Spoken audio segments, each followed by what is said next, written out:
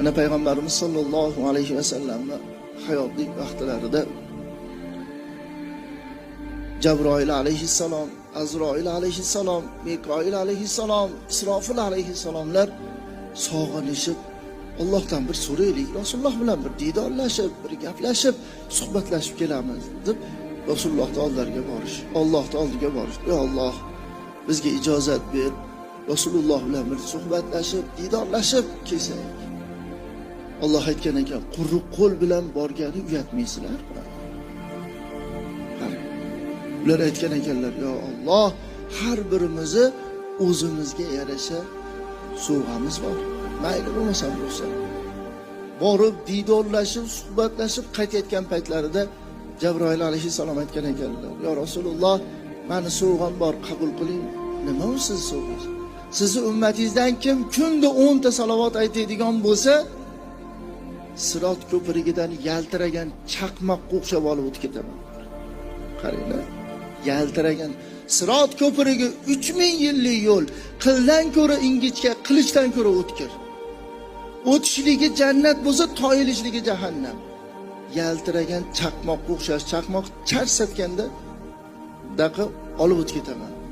Oyog'i tegib tegmasdan olib o'tib ketaman. Shunda Azroil alayhissalom aytgan ekanlar, yo Rasululloh, meni ham sovg'amni qabul qiling. Qabul qildim. Nima sizni sovg'ingiz?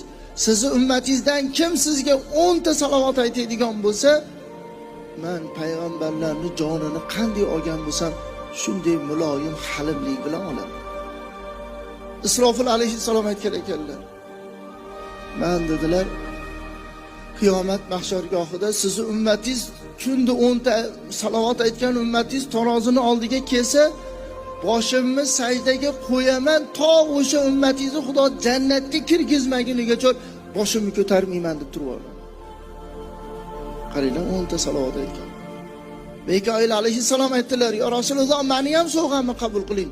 Qabul qildim. Nima sizni sovg'ingiz deganlarida, sizni ummatingizdan kim kunda 10 ta salovat aytadigan bo'lsa, qiyomat mahshargohida turilgan mahalda chanqayotgan paytda jannatdan suv olib chiqib uni chanqog'ini qondiraman. Endi o'ylab ko'ring, u mahshargoh bunaqa dasturxonda atrofida, bunaqa chiroyli liboslarni kiyib, bunaqa soyabonni tagida o'tirilmaydi. Yalang'och bo'linadi.